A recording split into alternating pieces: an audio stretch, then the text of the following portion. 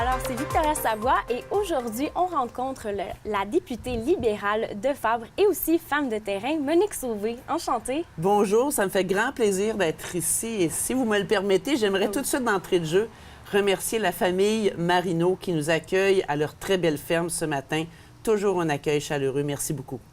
Et puis, maintenant, c'est tout récent quand même que vous faites de la politique. En fait, ça fait moins de 3 ans. Alors, oui, c'est très récent. Et je me considère, ça me fait plaisir de me considérer ainsi, je me considère encore comme une jeune politicienne. Voilà. Et quelles ont été vos motivations pour justement entrer en politique? Un mot revient et c'est le mot engagement. J'ai été longtemps engagée comme entrepreneur auprès des femmes d'affaires. J'ai été longtemps engagée auprès des jeunes pendant près de 20 ans de ma vie. Alors, j'avais le goût d'aller encore plus loin dans cet engagement, cette fois-ci pour l'ensemble des citoyens de mon comté. Et j'étais rendue à cette étape-là dans ma vie. Oui, justement, vous parlez d'engagement. Vous êtes une femme qui est très engagée sur le terrain, on l'a mentionné un peu plus tôt. C'est primordial pour vous d'être justement sur le terrain? C'est essentiel. Pour moi, si je veux bien jouer mon rôle de députée, dans un des rôles que j'ai à jouer, c'est bien les représenter quand je vais à Québec. Alors, j'ai toujours été passionnée des gens, passionnée de ces rencontres où on apprend la réalité des familles, des jeunes, des aînés, des gens issus de la diversité. Alors, il faut que je les rencontre, il faut que je leur parle, il faut que j'entende ce qu'ils ont à me dire si je veux bien porter tout ça à Québec. Alors oui, c'est essentiel pour moi. C'est essentiel. Puis justement, vous avez un projet là, pour les jeunes et les aînés, Le cœur n'a pas d'âge. Est-ce que vous pouvez m'en parler? Ah bien là, vous venez rejoindre une grande émotion qui est la mienne et un peu beaucoup de fierté. Écoutez, c'est une très belle histoire. Quand on parle des fois de ce dont on ne parle pas suffisamment en politique, il y a là une très belle histoire. Au début, quand j'étais en campagne électorale, il y a 2 ans et demi, j'ai fait le tour des résidences pour aînés et j'ai constaté la solitude de ces gens-là. Laissés souvent, bien sûr, avec un personnel très humain autour d'eux, mais quand même, vivant une solitude. J'ai voulu faire quelque chose et j'ai fait appel avec, bien sûr, mon collègue de Trois-Rivières, aux expertises sur le terrain. Partage humanitaire ici à Laval, qui travaille à l'animation des aînés. Oui. De là est né un projet, Le cœur n'a pas d'âge, qui, bien sûr, est à Laval et pour Fabre, et issu de Fabre, mais aussi à Trois-Rivières.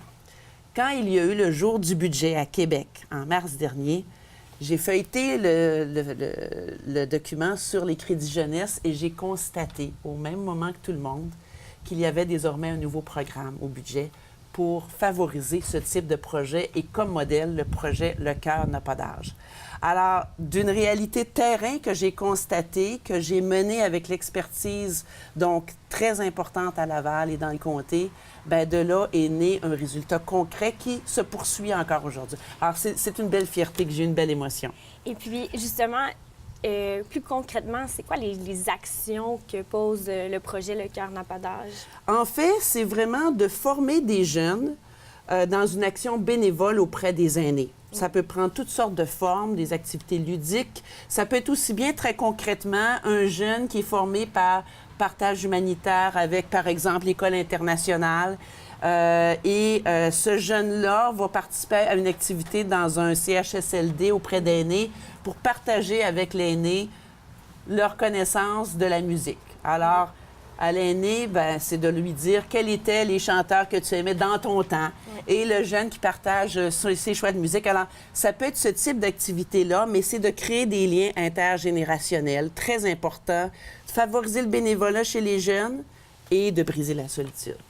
C'est ça, ça permet justement un partage de connaissances aussi. Absolument, absolument. Et moi, quand j'ai pensé à cette initiative-là avec l'expertise du partage humanitaire, c'était un peu, à mon esprit, la relation grands-parents-enfants.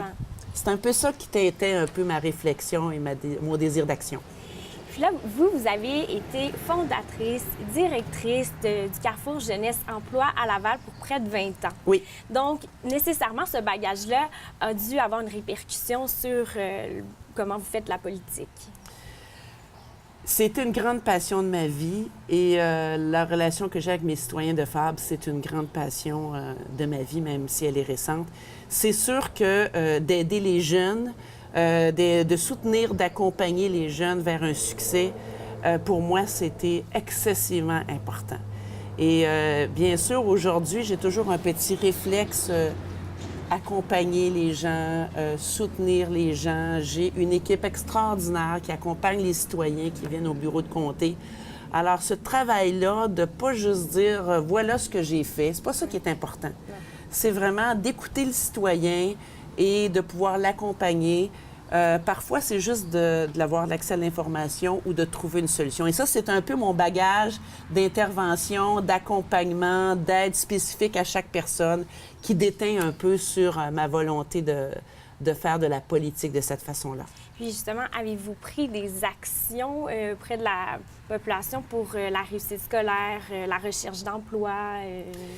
Pour moi, c'est très important. Dans mon passé communautaire, j'ai travaillé beaucoup, même avec le gouvernement du Québec, à la réussite éducative des jeunes. Sur le terrain, depuis 2 ans et demi, parce que c'est quand même court, 2 ans et demi, j'ai vraiment travaillé très fort au niveau du dossier de l'emploi comme adjointe parlementaire au ministre de l'Emploi et de la Solidarité sociale. Donc, travailler beaucoup à l'emploi et aussi participer à des activités de terrain, comme la journée carrière, où j'ai fait une conférence au Collège citoyen dans mon comté, mais aussi participer, j'étais conférencière au Forum sur l'emploi en février dernier, initiative de la Chambre de commerce. Et ça, c'était quelque chose d'assez extraordinaire. C'était une première, puis j'en ai beaucoup parlé parce que je trouvais ça très créatif de la Chambre de commerce de mettre ça en place. C'était de réunir tous les organismes à Laval, il y en a plus d'une dizaine, qui font de l'employabilité, qui accompagnent les gens plus éloignés du marché du travail vers l'emploi, et d'accueillir des entreprises puis de dire, connaissez-vous ces organismes-là? Vous avez un problème de pénurie de main-d'œuvre? Eux peuvent vous aider. Alors, il y avait ce maillage-là. Il y avait aussi les représentants du secteur scolaire qui étaient là. Alors, un beau réseautage très concret pour les entreprises parce que je vous dirais que dans le contexte actuel du marché du travail, la santé économique au Québec a accéléré le problème parce que c'en est un de pénurie de main-d'œuvre. Oui. Et c'est plus tant de se trouver un emploi que de se trouver l'emploi qui nous valorise comme jeunes ou comme chercheurs d'emploi, mais aussi, surtout, d'accompagner les entreprises qui sont un peu mal prises et dans plusieurs secteurs, même à Laval. Alors, le taux de chômage est vraiment très bas et il faut soutenir les entreprises. Alors, donc, des activités comme le Forum sur l'emploi, très important, favoriser la réussite éducative des jeunes par des activités terrain, très important. Il y a un site, un portail qui a été mis en place pour les entreprises, entreprise.gouv.qc.ca, qui permet à une entreprise, de façon simplifiée, d'avoir accès à toute l'information sur, bien sûr, des bonnes pratiques de recrutement. Alors moi, je pense que le pendule a tourné de côté. On n'est plus tant dans la difficulté à se trouver un emploi comme à l'entreprise à trouver une main-d'œuvre. Donc, c'est ça, c'est comme un peu inversé. C'est complètement inversé. Voilà. Exactement. Alors, donc, c'est fort important. Puis, c'est une préoccupation que j'ai beaucoup, que j'ai travaillé sur le terrain. J'ai rencontré une 50aine d'entreprises depuis 2 ans et demi et plus. Et j'ai porté le message de la réalité des entreprises à Québec très fortement. Voyez-vous une certaine différence depuis les 2 dernières années au niveau de justement de la pénurie de main-d'œuvre ou de l'emploi? Bien, je dirais qu'à Laval, ça nous a rattrapés parce qu'il y a des régions au Québec, je pense à Chaudière-Appalaches, qui est le plus bas taux de chômage. On parle même plus de plein emploi, Québec et tout ça. Laval, ça nous a rattrapés. Ce n'est plus un élément, la pénurie n'est plus liée à quelques secteurs d'activité, mais je vous dirais que l'ensemble des secteurs. Et moi, s'il y a un message que je veux passer puis qui ne passe pas suffisamment, oui. On parle beaucoup du réseau de la santé, on parle beaucoup du réseau scolaire. Il y a eu des investissements majeurs au niveau du gouvernement du Québec, mais encore faut-il les trouver, les personnes. Alors, même si on injecte de l'argent, il faut recruter. On a de la difficulté à trouver des personnes présentement. Et ça n'a rien à voir avec la créativité des gestionnaires des réseaux. Mais l'argent ne suffit pas. On manque de personnel, on manque de personnes. Et ça, là, il y a une stratégie de main-d'œuvre qui a été mise en place par le gouvernement. On va y arriver, mais il y a une problématique qui est réelle. Qui est présente. Qui est présente, absolument. Puis, justement, vous avez aussi participé à à une aide financière pour 2 entreprises, les portes JPR et puis la société Aviation Connection. Oui, oui. Qui aide sûrement à la main-d'œuvre. Bien, écoutez, je suis très contente d'en parler parce que c'est des entreprises qui se démarquent par leur créativité. Et ça tombe bien parce que leur projet cadre parfaitement dans la vision gouvernementale de la stratégie numérique de PME en action, du programme PME en action. Dans le premier cas, de la première entreprise, les portes, c'est clairement d'actualiser leur système de gestion intégré, de mettre l'accent sur l'informatisation de tout le service à la clientèle. Alors, donc, on est dans quelque chose de très modernisé et qui va favoriser, évidemment, le développement économique de l'entreprise. Dans le deuxième cas, et là, vous allez comprendre un peu mon émotion, l'investissement va permettre vraiment de favoriser de la formation au secondaire en lien avec le secteur aéronautique. Imaginez, ils ont même mis à jour un vieil aéronef pour le besoin de la formation qu'ils vont donner. Et tout ça, l'aspect des simulations qui vont être offertes aux jeunes étudiants du secondaire, tout ça, évidemment, c'est la mise en place de logiciels, de nouvelles applications qui vont faciliter les apprentissages. Alors, des modèles de créativité, des modèles de modernisation et peut-être l'émergence de nouveaux métiers à travers tout ça, parce qu'il ne faut pas oublier que les jeunes, dans le futur, vont occuper des postes qui n'existent même pas encore. Le marché du travail est en constante évolution. Puis, ça doit être un peu, justement, pour un jeune, de chercher un emploi qui existe même pas encore. Des fois, c'est difficile, j'ai l'impression, parce qu'on s'actualise au niveau, justement, là, de la technologie, tout ça, mais si on cherche, c'est plus difficile à savoir le nom exact de l'emploi qu'on voudrait peut-être faire ou... Alors, j'ai un beau message pour les jeunes. Oui. Dites-vous que c'est vous, les jeunes, qui allez inventer ces nouveaux métiers. C'est grâce à votre contribution dans les entreprises, votre engagement. Vous allez bâtir des nouvelles tâches, des nouveaux marchés, parce que c'est grâce à eux. Les métiers n'existent pas maintenant, mais il y a beaucoup d'entreprises qui sont très ouvertes à la contribution, qui sont dans des modes... Il y a des approches de ressources humaines matricielles où les jeunes peuvent s'impliquer dans les idées de projet. On a de plus en plus des entreprises très modernisées dans l'approche de la contribution de chacun des employés. Et moi, je pense que ces places-là, il faut que les jeunes les prennent pour pouvoir faire non seulement grandir l'entreprise, mais prendre leur place et qui sait inventer. Alors, allez-y, les jeunes, inventez les métiers de demain. Puis, parlons un peu plus maintenant de Fabre. Oui. Comté qui est à la fois agricole, à la fois urbain. Quand même assez spécial. Bien, moi, je ne parlerais pas d'enjeux comme de richesse de réalité. Moi, j'ai un attachement profond à mon comté parce que ce comté porte des réalités d'histoires, de belles histoires, de familles entrepreneurs. Oui, les agriculteurs très présents au niveau de l'horticulture également. On a des bijoux d'entreprises, moyennes entreprises qui innovent à l'international. Alors, je vous dirais que j'ai une réalité aussi des familles, des communautés culturelles. J'ai un comté où la moyenne d'âge est très jeune, alors donc, et j'ai mes aînés aussi qui portent un bagage. Moi, là, je suis vraiment passionnée d'entendre toutes ces réalités-là. Alors, pour moi, c'est pas un enjeu.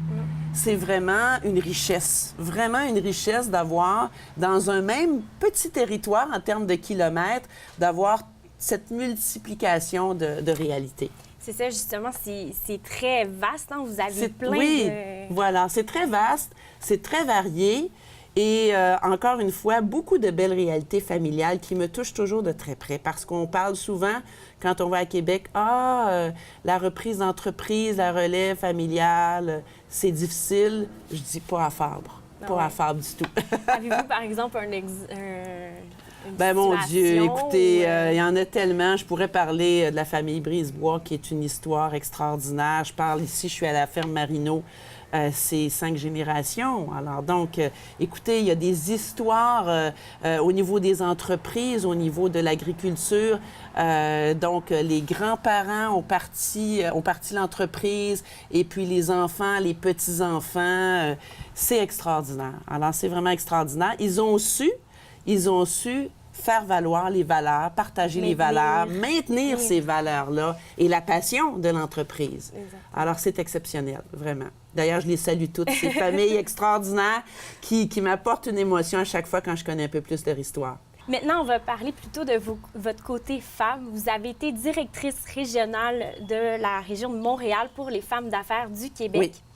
Et là, en ce moment, on parle de parité homme-femme au niveau politique. Ça doit vous toucher d'une certaine façon? Bien, ça me touche beaucoup. À Québec, il y a une commission parlementaire qui a eu un mandat d'initiative sur la question. D'ailleurs, il y a des documents, il y a eu de la documentation qui a émergé de tous ces travaux. Bien oui, ça me touche de près parce que quand j'étais au réseau des femmes d'affaires, j'ai travaillé très fort au déploiement des activités pour l'Est de Montréal parce qu'il n'y avait pas d'activité spécifique à cette communauté d'affaires. Alors, je crois beaucoup au rôle des femmes. Je crois beaucoup, j'ai eu dans ma vie, dans mon parcours professionnel, des mentors femmes qui m'ont beaucoup inspirée. Mais encore faut-il que ce soit parce que, bien sûr, la politique n'est pas toujours attirante pour les femmes, pour toutes sortes de raisons. Il faut être attentif à ça. Il faut vraiment être attentif, être sensible à la réalité des femmes, des mères de famille et de l'attrait que la politique a pour eux de façon générale. Je donne un exemple. Il y a plusieurs femmes qui vont regarder la période de questions à l'Assemblée nationale et qui vont trouver que c'est assez combatif et ça ne correspond pas Non, ça ne les rejoint pas. Il faut travailler là-dessus parce que la politique, c'est loin d'être seulement la période de questions. Alors, je pense qu'il y a beaucoup de travail en amont qu'il faut être fait parce que moi, je crois qu'on doit être, bien sûr, plus de femmes en politique, mais avec la pleine motivation volontaire de leur part. Oui, il peut y avoir, bien sûr, du soutien, mais il faut se rendre au niveau politique plus attirant. C'est à ça que je crois beaucoup. Et d'ailleurs, le lien, je me permettrai un petit lien. Vous parlez de mon engagement au réseau des femmes d'affaires, dans les travaux qu'on a fait à Québec, dans la consultation qu'on a fait. Savez-vous qu'en matière de représentativité, il n'y avait personne, aucune femme qui représentait le secteur économique. Okay. Alors, ça, pour moi, là, ça vient mettre un grand bémol quand on ressort des éléments, des travaux qui ont émergé de cette commission parlementaire-là. En termes de représentativité, il n'y avait personne qui représentait le secteur économique. Ça vient me chercher. Ça vous porte à quel questionnement? Bien, ça me porte au questionnement que quand on veut faire un exercice viable et représentatif de l'ensemble de la société, il faut que tous les secteurs y participent. C'était loin d'être le cas. Alors, on a eu des échantillons, bien sûr, intéressants. Il y a eu une consultation en ligne. Je parle des travaux de la commission parlementaire. Il y a eu 507 répondants. Il y a eu une 60aine de mémoires. C'est très peu pour représenter les femmes du Québec. Et s'il y a eu personne du secteur économique, il y a eu personne de d'autres secteurs, il y a eu personne pour représenter les femmes autochtones, entre autres, qui vivent de nombreux enjeux. Fait que c'est sûr que moi, puis on pourra peut-être en continuer à en parler, mais pour moi, les travaux qui ont eu cours à Québec ont été très valables, puis il y a une belle participation, mais il faut faire attention. Je suis quelqu'un qui croit beaucoup, beaucoup, beaucoup en la méthodologie et la rigueur des faits. Et pour moi, un exercice qui est viable, c'est celui qui représente correctement l'ensemble des citoyens. Oui, l'ensemble de la population, pas juste les femmes non plus. Non, voilà. Alors, avoir le point de vue de chacun. Et c'est très clair que dans les documents qui sont sortis et qui contestaient un peu les travaux, bien, moi, j'ai vraiment, d'ailleurs, il y a eu un article dans Le Devoir là-dessus, moi, j'ai amené ce bémol-là. Je suis la première dans l'action à avoir contribué dans mon parcours à l'avancement des femmes à leur place, que ce soit au Carrefour Jeunesse Emploi, les jeunes filles dans les métiers non traditionnels, les femmes d'affaires à prendre leur place. J'y crois et j'ai agi dans ce sens-là. Mais il faut faire attention quand on fait un exercice puis qu'on dégage des pistes qui ne sont pas celles qui sont représentatives ou qui émergent. Parce qu'au-delà de l'échantillon peu représentatif, quand on prend les points de vue qui ont émergé, on n'est même pas à 50 % et plus dans l'avis d'aller vers une loi sur les quotas. Alors donc, on est très, très loin d'être représentatif. Et pour moi, je crois beaucoup dans la théorie des petits pas qui peut faire des grandes choses. Et puis, justement, puis pensez-vous que la parité, c'est quelque chose d'intéressant? 50 des deux côtés? Bien, moi, je crois que quand on regarde les résultats, là, malgré qu'ils ne sont pas représentatifs, si on va dans l'intérêt pour une zone paritaire dans laquelle on se situe déjà en passant, là, hein, au niveau des élus au gouvernement, puis on est déjà dans la zone paritaire et on travaille très fort au recrutement aussi des femmes. Mais c'est très clair qu'il y a des efforts encore à faire. J'y crois beaucoup. Mais de là à imposer, d'ailleurs, je me permettrais de dire, parce que je connais bien la position de Québec solidaire sur la question. C'est ça, justement. Bien, la position de Québec solidaire, je suis un peu... Moi, je vais vous dire, je tombe un peu en bas de ma chaise. OK. Parce que dans tous les dossiers de Québec solidaire, on parle toujours d'une approche volontaire. Puis là, pour ce qui est de la question des femmes en politique, ça vient on est dans l'approche obligatoire. Ouais. La loi, les quotas et tout ça. Rose. Alors, le livre rose. Donc, moi, j'ai beaucoup de difficultés avec ce double discours. Et quand il nous parle dans le livre rose des avancées au niveau de la place des femmes en politique à l'international, encore là, dans la rigueur des faits, ils ont oublié de nommer les pays les plus progressistes. On parle des pays scandinaves, on parle de l'Allemagne, on parle des Pays-Bas, on parle, Et ces pays-là n'ont jamais eu recours à une loi sur les quotas et pourtant ils figurent parmi les 20 pays au monde qui ont le plus d'élus femmes. Alors donc, moi, la distorsion des faits pour servir un discours, beaucoup de difficultés avec ça. Puis aussi, qu'est-ce que vous pensez justement aussi d'avoir des compensations monétaires par rapport à la représentation des femmes? Encore là, c'est des éléments qui ont sorti de façon très faible dans les consultations. Alors, moi, il y a 3 thèmes auxquels je tiens beaucoup, puis ça ressort dans les recommandations du rapport. Je l'ai mentionné tantôt, il faut être plus attractif. C'est ça que les femmes nous ont dit. Les 445 sur les 507 qui ont répondu, c'est ça qu'ils nous ont dit. Donc, de pouvoir comprendre que la politique est plus attirante, mieux la connaître. Ensuite, il faut être représentatif, comme je l'ai nommé aussi. Puis ensuite, il faut avoir un soutien. Est-ce qu'on est, par exemple, à l'Assemblée nationale dans une parfaite conciliation travail-famille? Est-ce qu'on offre tous les services pour favoriser la place des jeunes mamans en politique? La réponse, c'est non. C'est les éléments qui ont émergé. Alors, il y a une séquence à ça. Donc, il faudrait plus, justement, miser vers l'intégration plus facile des femmes. Oui, absolument. Et faire connaître le rôle politique. Moi, quand j'ai participé à la journée carrière au Collège citoyen, on m'a demandé de parler du rôle de député. J'ai parlé du rôle d'une femme députée et j'ai commencé à montrer en politique que c'était pas justement le débat puis les joutes verbales, mais qu'il y avait d'abord que la majorité des lois à Québec sont adoptées à l'unanimité. J'ai parlé du travail en commission parlementaire. J'ai parlé de la cordialité qui existait et la collaboration interpartie qui existait. Et j'en ai parlé beaucoup, j'ai donné des exemples concrets et les jeunes filles me regardaient en disant « Ah, c'est ça aussi. » Ça semble intéressant. Ça semble intéressant et c'est ça aussi. Alors, voyez-vous, on a ce travail-là à faire. On a vraiment à démystifier d'abord et avant tout. Maintenant, peut-être un sujet un peu plus léger. Vous êtes une femme qui aimait les arts, la culture, le théâtre. Oui.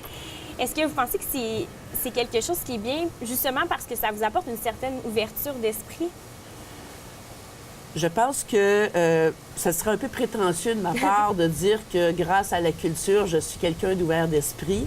J'aimerais pouvoir penser que je suis quelqu'un qui aime les gens et qui voit dans la culture un mode d'expression de plus. Parfait. Parce que c'est ça, la culture. Hein? Mettez, par exemple, des jeunes dans une activité où ils peuvent utiliser les arts pour exprimer ce qu'ils n'osent pas dire ou ce qu'ils ont de la difficulté à dire. Et vous avez là un atelier, une activité qui les fait avancer dans un accompagnement ou un cheminement de façon extraordinaire. Donc, moi, je vois vraiment la culture et l'art comme une passion de plus dans ma vie, mais aussi comme un mode d'expression extraordinaire où des sociétés, dans ce temps-là, quand on prend l'histoire de l'art, il n'y avait pas de CNN puis il n'y avait pas de RDI. Alors, les sociétés s'exprimaient beaucoup aussi par l'art. Le théâtre, Shakespeare à son époque, Molière. entre autres, Molière. Donc, c'était bien sûr le reflet d'une société. Je vous dirais qu'au-delà d'étudier une école de peinture, c'est le reflet de la société qui me fascine aussi dans l'art. c'est le côté plus... Ah oui, oui, un peu sociologique, là. Alors, une autre passion dans la vie. J'en ai beaucoup. Justement, vous êtes une femme passionnée. Oui. Quand on vous regarde, vous avez l'air d'avoir du plaisir dans les activités, autant politiques que communautaires. Est-ce que c'est pour vous une clé du succès? Bien, ça, j'aimerais avoir la prétention de dire oui, voilà. Parce que il me semble que c'est extraordinaire le rôle qu'on a à jouer. Imaginez, là, moi, je suis élue, puis je représente des milliers de citoyens qui m'ont fait confiance. Il n'y a nulle part dans la société où on retrouve cette même équation. Alors, il faut que j'ai du plaisir. C'est un engagement intense. C'est beaucoup d'heures semaine. Moi, il faut que je sois passionnée. Je le suis. Et il faut que j'ai du plaisir à rencontrer les citoyens. Moi, je ne vois pas d'autres recettes. Et je vous dirais que à Québec, j'ai rencontré des gens qui font de la politique depuis des années. Et il y en a un que je vais nommer, qui s'appelle Jean-Marc Fournier, qui est là depuis bien des années. Et quand Jean-Marc Fournier me disait l'année dernière, moi, tout le temps où j'ai fait de la politique, je regardais le Parlement le matin et j'étais encore émue de voir que je travaillais là. Bien, je trouve ça extraordinaire. Alors, cette passion-là, il faut l'avoir, il faut la garder, puis il faut avoir le plaisir de faire ce qu'on... Il faut la stimuler. Oui. Et ce qui me stimule, moi, c'est les rencontres avec les citoyens. J'ai du plaisir avec les citoyens. Je suis touchée par ce qu'ils vivent et j'essaie de faire un bon travail pour eux, vraiment. Mais ça paraît quand on vous regarde, justement. Eh bien, je vous remercie du temps précieux que vous nous avez accordé. Merci. Je vous souhaite bonne chance, justement, pour les élections à venir. Bon été à tout le monde, puis on aura le plaisir de se voir. Je dis ça à mes citoyens, on aura le plaisir de se croiser. Merci beaucoup. Ça fait plaisir.